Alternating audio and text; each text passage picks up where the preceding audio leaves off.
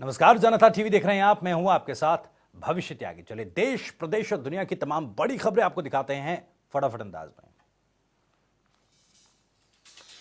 प्रधानमंत्री नरेंद्र मोदी ने आज वीडियो कॉन्फ्रेंसिंग के जरिए नीति आयोग की 6वीं गवर्निंग काउंसिल की बैठक की अध्यक्षता की। बैठक में प्रधानमंत्री मोदी ने सभी राज्यों के मुख्यमंत्रियों के साथ बातचीत की।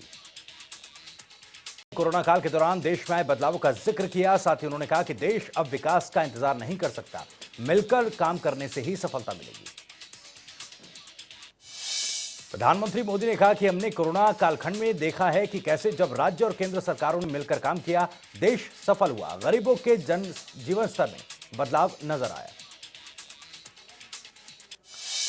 पीएम बोले कि देश का प्राइवेट सेक्टर देश की विकास यात्रा में और ज्यादा उत्साह से आगे आ रहा है। सरकार के नाते इस उत्साह का प्राइवेट सेक्टर की ऊर्जा का सम्मान भी करना है और उसे आत्मनिर्भर भारत अभियान में उतना ही अवसर भी देना है। प्रधानमंत्री मोदी ने कहा कि 2014 के बाद से गांव और शहरों को मिलाकर 2 करोड़ 40 लाख से ज्यादा घरों का निर्माण किया गया है। देश के 6 शहरों में आधुनिक तकनीक से घर बनाने का अभियान चल रहा है। प्रधानमंत्री बोले कि 1 महीने में नई तकनीक से अच्छे घर बनाने के नए मॉडल तैयार हो। पानी की कमी और प्रदूषित पानी से होने वाली बीमारी लोगों के विकास में बाधा न बने, इस दिशा में मिशन मोड में काम हो रहा है। पीएम ने कहा कि आत्मनिर्भर भारत अभियान ऐसे भारत का निर्माण का मार्ग है जो न केवल अपनी आवश्यकताओं के लिए बल्कि विश्व के लिए भी उत्पादन करे। कृषि कानूनों के खिलाफ किसानों का आंदोलन 87वें दिन भी जारी है। किसानों की मांग है कि सरकार तीनों कृषि कानूनों को रद्द करे और एमएसपी पर कानून लाए। कांग्रेस महासचिव और उत्तर प्रदेश की प्रभारी प्रियंका गांधी मुजफ्फरनगर पहुंची। किसान महापंचायत को संबोधित करते हुए प्रियंका गांधी ने मोदी सरकार पर निशाना साधा। प्रियंका गांधी ने कहा कि हर नेता को एहसास होना चाहिए कि जनता उस पर एहसान करती है। उन्होंने कहा कि दिल्ली बॉर्डर पर प्रदर्शन करने वाले किसानों का अपमान किया गया। प्रियंका बोली कि जो किसान अपने बेटों को देश की सुरक्षा के लिए सीमा पर भेजता है, उन्हें अपमानित किया गया, उन्हें देशद्रोही कहा गया, उन्हें आतंकी कहा गया। प्रधानमंत्री मोदी जी ने पूरे संसद में किसान आंदोलन का मजाक उड़ाया, किसानों को परजीवी कहा। लाल किला हिंसा का मास्टरमाइंड और पूर्व गैंगस्टर लखा सिंह सदाना ने 23 फरवरी को पंजाब के बठिंडा में प्रदर्शन का ऐलान किया। आपको बता दें कि लखा सदाना गणतंत्र दिवस हिंसा मामले में दीप सिंह सिद्धू के बाद सबसे बड़ा आरोपी है जिसकी पुलिस को तलाश है। लखा सिदाना अपने फेसबुक पोस्ट के जरिए लोगों को प्रदर्शन के लिए उकसाते हुए उसने कहा कि 23 फरवरी को बठिंडा में बड़ी संख्या में, लाखों की संख्या में लोग होने चाहिए। उन्होंने कहा कि भारी संख्या में लोग इकट्ठा हों ताकि पता लगे कि हम किसान आंदोलन के साथ हैं। दिल्ली पुलिस ने गणतंत्र दिवस पर किसानों की ट्रैक्टर परेड के दौरान लाल किले पर हुई हिंसा में कथित तौर पर शामिल 200 लोगों की तस्वीरें जारी की। दिल्ली पुलिस ने कहा कि उन्होंने ये तस्वीरें वीडियो स्कैन करके ली। चेन्नई के एक सीबीएसई स्कूल का अंग्रेजी का प्रश्न पत्र विवादों में आ गया, जिसमें कृषि कानूनों का विरोध कर रहे किसानों की गणतंत्र दिवस के मौके पर ट्रैक्टर रैली के दौरान हुई झड़प के बाद हिंसक और उपद्रवी कहा गया। टूलकिट मामले में दिशा रवि की जमानत याचिका पर दिल्ली की पटियाला हाउस कोर्ट में सुनवाई हुई, जहां से फिलहाल दिशा को जमानत नहीं मिली। कोर्ट 23 फरवरी को अपना फैसला सुनाएगी। टूलकिट मामले में गिरफ्तार दिशा रवि के समर्थन में पर्यावरण कार्यकर्ता ग्रेटा थनबर्ग ने ट्वीट किया। ग्रेटा ने कहा कि अभिव्यक्ति की आजादी और शांतिपूर्ण प्रदर्शन करने का हक हर किसी को है। ग्रेटा थनबर्ग ने अपने संगठन फ्राइडेज फॉर फ्यूचर इंडिया के एक ट्वीट को रिट्वीट करते हुए बात की, जिसमें ग्रेटा ने स्टैंड विद दिशा रवि के हैशटैग का इस्तेमाल किया। ईंधन की आसमान छूती कीमतों के बीच पेट्रोल और डीजल के दामों में लगातार 12वें दिन बढ़ोतरी दर्ज की गई। 39 पैसों की बढ़त के बाद दिल्ली में पेट्रोल 90 रुपए 58 पैसे प्रति लीटर के पार चला गया, जबकि डीजल 37 पैसे चढ़कर 80.97 रुपए प्रति लीटर पहुंचा। देश की आर्थिक राजधानी मुंबई में पेट्रोल की कीमत 97 रुपए प्रति लीटर हो गई है, जबकि डीजल की 88 रुपए 6 पैसे प्रति लीटर। बढ़ती महंगाई को लेकर कांग्रेस के पूर्व अध्यक्ष राहुल गांधी ने मोदी सरकार का घेराव किया। राहुल गांधी ने ट्विटर पर एक तस्वीर शेयर करते हुए मोदी सरकार के विकास को महंगाई की विकास करार दिया। पेट्रोल डीजल की बढ़ती कीमतों पर वित्त मंत्री निर्मला सीतारमण ने प्रतिक्रिया दी और कहा कि एक गंभीर मुद्दा है जिसमें कीमतें कम करने के अलावा कोई भी जवाब किसी तरह संतुष्ट नहीं कर सकता। इसके साथ ही उन्होंने कहा कि तेल के दाम पर सरकार का नियंत्रण नहीं है, इसे तकनीकी तौर पर मुक्त कर दिया गया है। तेल कंपनियां कच्चा तेल आयात करती हैं और बेचती हैं। मेट्रोमैन ई श्रीधरन ने बीजेपी में शामिल होने से पहले बड़ा बयान दिया। ई श्रीधरन ने कहा कि अगर केरल विधानसभा चुनाव में बीजेपी जीतती है तो वो केरल का मुख्यमंत्री बनने के लिए तैयार रहेंगे। बता दें, ई श्रीधरन 21 फरवरी को बीजेपी में शामिल होंगे। श्रीधरन ने स्पष्ट कर दिया कि राज्यपाल पद संभालने में उनकी कोई दिलचस्पी नहीं। उन्होंने कहा कि यह पूरी तरह संवैधानिक पद है और इसके पास कोई शक्ति नहीं है और वह ऐसे पद पर रहकर राज्य के लिए कोई सकारात्मक योगदान नहीं दे पाएंगे।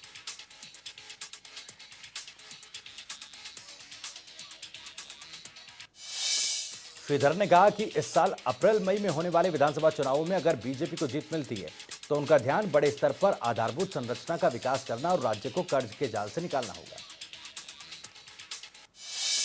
चुनाव आयोग ने पश्चिम बंगाल में आगामी विधानसभा चुनावों के लिए 25 फरवरी तक केंद्रीय बलों की 125 कंपनियों को केंद्रीय बलों की 125 कंपनियों को तैनात करने का फैसला किया, जिसमें सीआरपीएफ, सीआईएसएफ और भारत तिब्बत सीमा पुलिस समेत कई कंपनियां शामिल हैं। 21 फरवरी को अंतर्राष्ट्रीय मातृभाषा दिवस के पहले वेंकैया नायडू ने लोकसभा और राज्यसभा के सभी सांसदों को विभिन्न भाषाओं में पत्र लिखा, जिसमें वेंकैया नायडू ने सभी सांसदों को पत्र स्थानीय भाषाओं को प्रमोट करने के लिए कहा। नायडू ने स्थानीय भाषाओं को प्रोत्साहन देने की जरूरतों को लेकर कहा कि यह देश के सांस्कृतिक विविधता को बचाने के लिए आवश्यक है। उन्होंने लिखा कि संस्कृति और भाषा एक ही सिक्के के दो पहलू हैं। एक भाषा को समाप्त करना बेशकीमती विरासत को खोने जैसा। महाराष्ट्र में कोरोना के बढ़ते मामलों को देखते हुए 2 जिलों में लॉकडाउन लगा दिया गया। इस बीच शिवसेना ने अपने मुखपत्र सामने में कोरोना के नियमों पर हो रही राजनीति पर लेख लिखा, जिसमें शिवसेना ने कहा कि कोरोना के नियमों पर हुई राजनीति का खामियाजा जनता और राज्य को भुगतना पड़ा।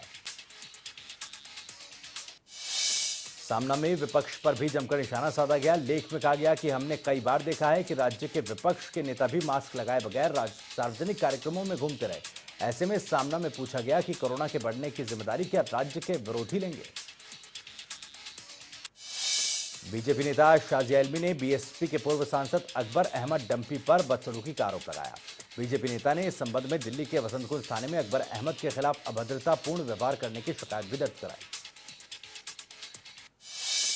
शाजिया इल्मी ने आरोप लगाया कि बीते 5 फरवरी को वो एक रात्रि भोज में शामिल हुई, जहां अकबर डंपी ने उनके साथ अभद्र व्यवहार किया, जिसके बाद उन्होंने इस मामले में पुलिस थाने में शिकायत दर्ज कराई। पीडीपी अध्यक्ष महबूबा मुफ्ती ने अहनागर में सुहेल अहमद के परिजनों से मुलाकात की। आपको बता दें कि आतंकी हमले में सुहेल ने अपनी जान गंवा दी। मुलाकात के बाद महबूबा ने कहा कि सरकार को पाकिस्तान से बात करनी चाहिए। चमोली जिले के तपोवन में हाइड्रो प्रोजेक्ट की मुख्य टनल से अब तक 13 शव मिल चुके हैं। वहीं आपदा में लापता व्यक्तियों में से 62 शव और 28 मानव अंग बरामद किए जा चुके हैं। इनमें से 34 शवों की शिनाख्त की जा चुकी है। 142 लोग अभी भी लापता बताए जा रहे हैं। भारत ने यूएई के अबुधाबी में 2 नौसेना रक्षा प्रदर्शनियों में हिस्सा लेने के लिए भारतीय नौसेना का युद्धपोत प्रलय को अबुधाबी भेजा है। बता दें कि 20 से 25 फरवरी तक यूएई के अबुधाबी में नौसेना रक्षा प्रदर्शनी और अंतर्राष्ट्रीय रक्षा प्रदर्शनी होगी। सरकारी नौकरी की चाह रखने वाले युवकों के लिए खुशखबरी है। उत्तर प्रदेश सरकार जल्द ही कई विभागों के 50,000 पदों पर भर्ती प्रक्रिया शुरू करने वाली है।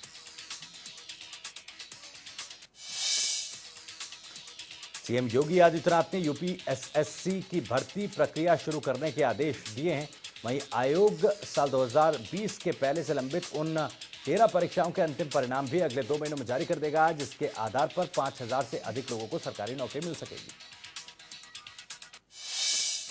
इसके बाद ही यूपी में 50,000 वैकेंसीज पर भर्ती प्रक्रिया को शुरू किया जाएगा। यह भर्ती प्रक्रिया पूरी तरह से पारदर्शी और निष्पक्ष रहेगी। इसके लिए प्लान तैयार हो चुका है, जिसकी मंजूरी सीएम ने दे दी है।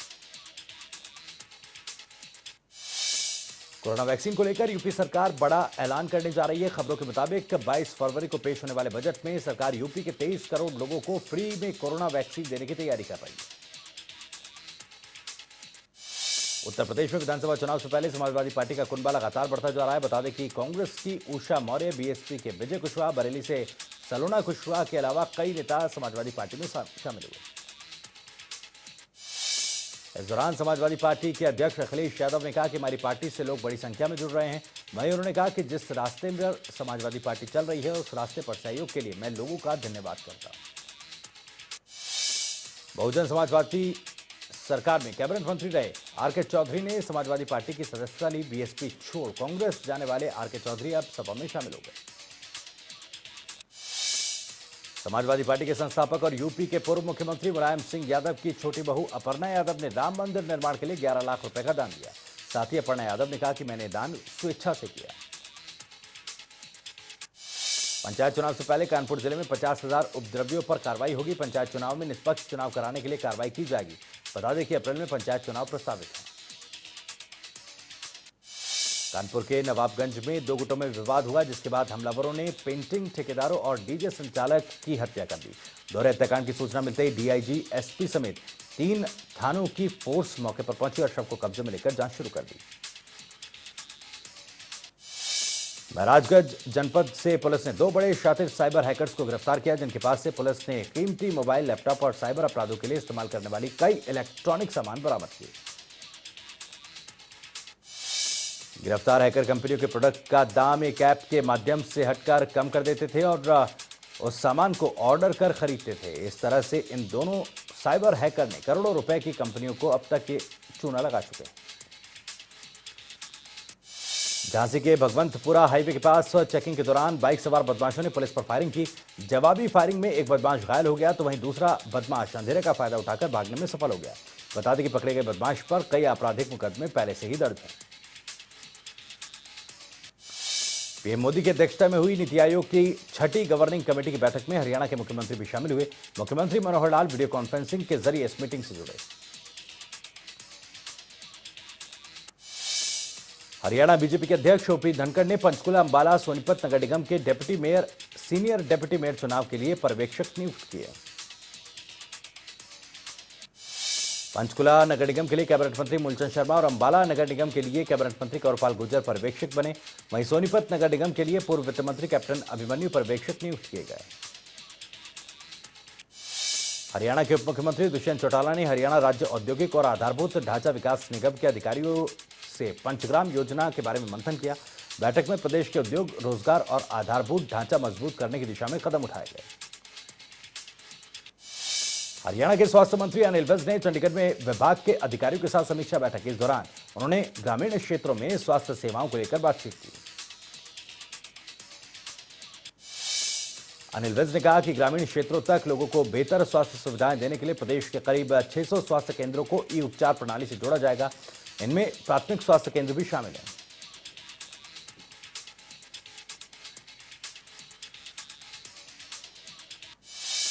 साथ ही अनिल विज ने अधिकारियों को निर्देश दिए कि प्रणाली से जुड़ने के लिए जल्द से जल्द मोबाइल ऐप बनाया जाए, जिससे कोई भी व्यक्ति घर बैठे ही डॉक्टर से मिलने का समय तय कर सके।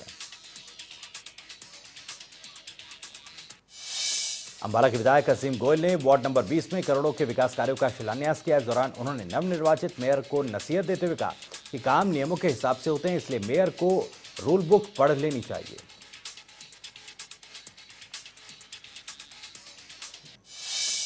एचएसएससी ने बिजली विभाग में क्लर्क भर्ती का रिजल्ट जारी कर दिया है। लिखित परीक्षा का रिजल्ट जारी किया गया।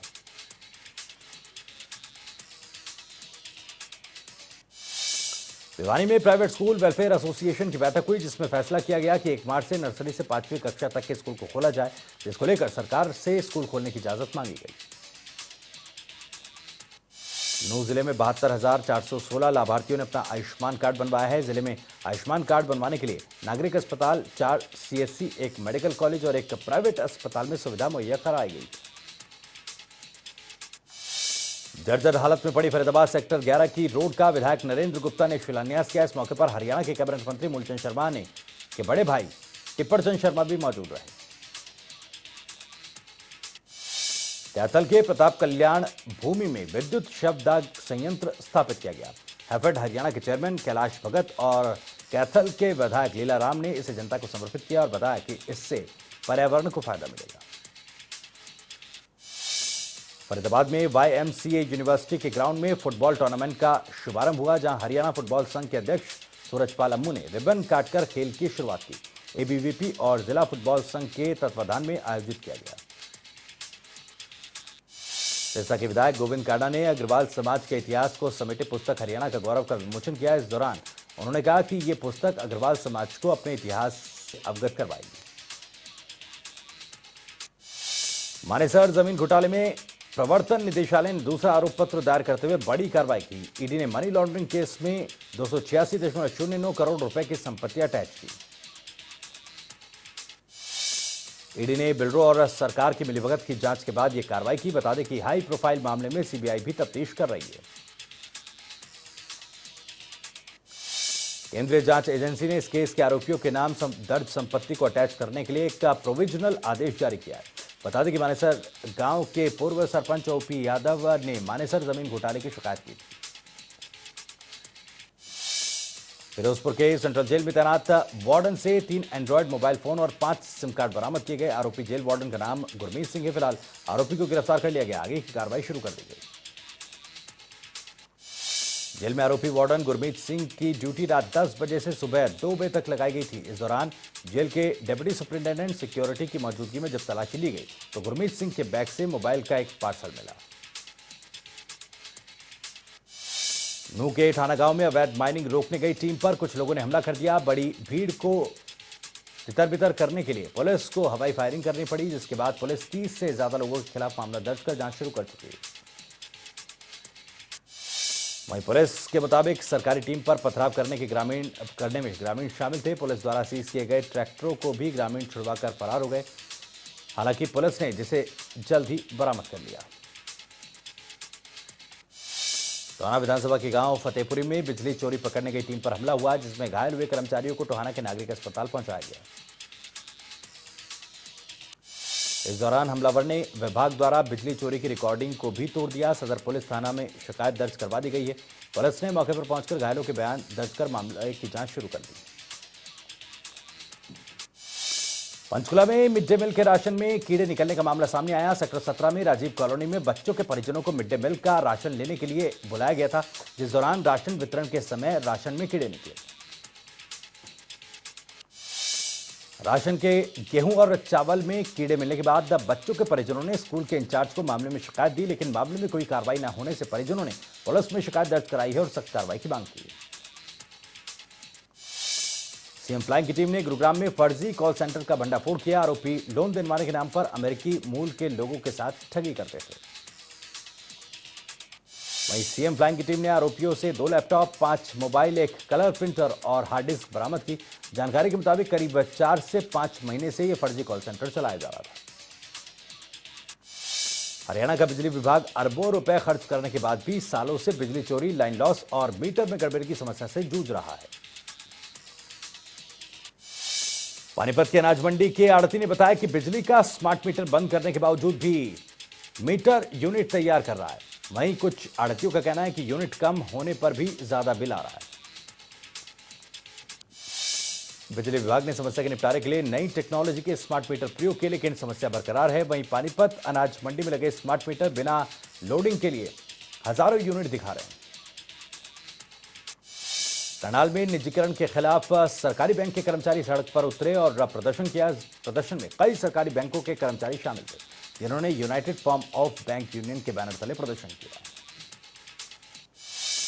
नारनौल में कांग्रेस के कार्यकर्ताओं ने बढ़ते पेट्रोल डीजल के दामों और कृषि कानूनों को लेकर बैठक बुलाई। ये बैठक नेताजी सुभाष चंद्र बोस पार्क में बुलाई गई, जहां कांग्रेस के कार्यकर्ताओं ने केंद्र सरकार के खिलाफ जमकर नारेबाजी की। पानीपत टोल प्लाजा के पास देर रात तेज रफ्तार का कहर देखने को मिला। दरअसल एक ऑटो और कार में जोरदार टक्कर हुई, जिसमें ऑटो सवार एक शख्स की मौत हो गई।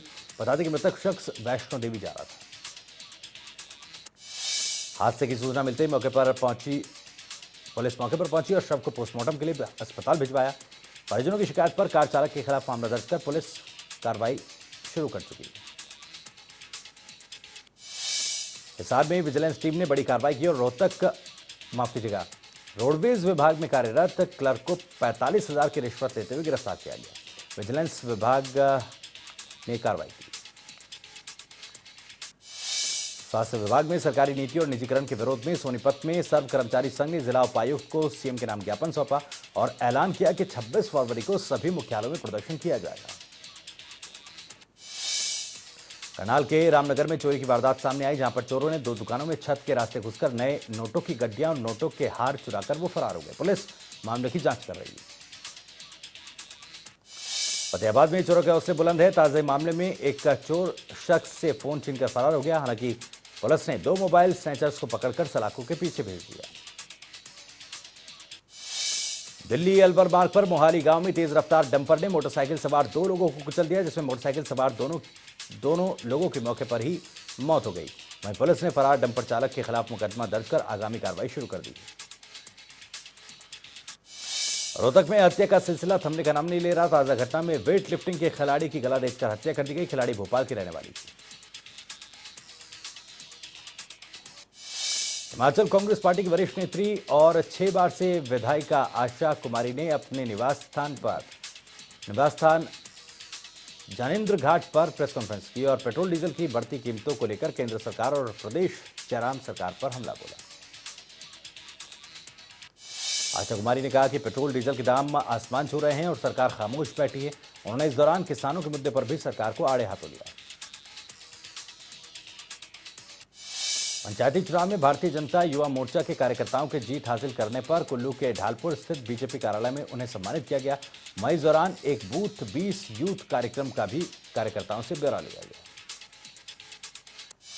चंद्रभागा नदी पर प्रस्तावित 104 मेगावाट जल विद्युत परियोजना सतलुज जल विद्युत निगम को दिए जाने पर लाहुल पहुंचे मुख्य सचिव अनिल खाची को स्थानीय लोगों ने ज्ञापन सौंपा और इस दौरान प्रस्तावित प्रोजेक्ट के खिलाफ रोष व्यक्त किया। स्थानीय लोगों का कहना है कि तांदी संगम से उनके धार्मिक आस्था जुड़ी हुई है।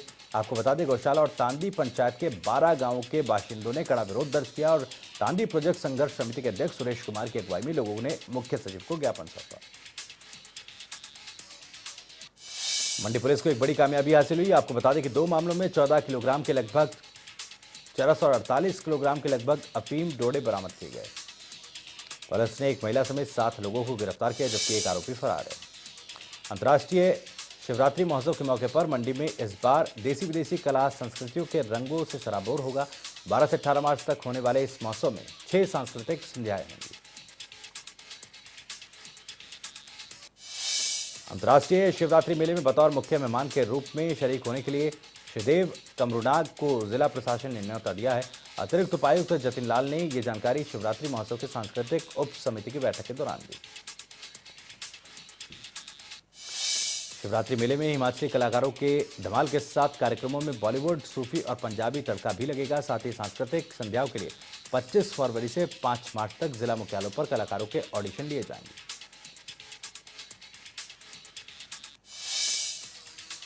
विश्व भर में कोरोना के कुल मामले 11 करोड़ से ज्यादा हो गए हैं, जिसमें से 24,60,000 से ज्यादा मरीजों की मौत हुई है, तो वहीं 8 करोड़ 60 लाख से ज्यादा मरीज ठीक हुए हैं।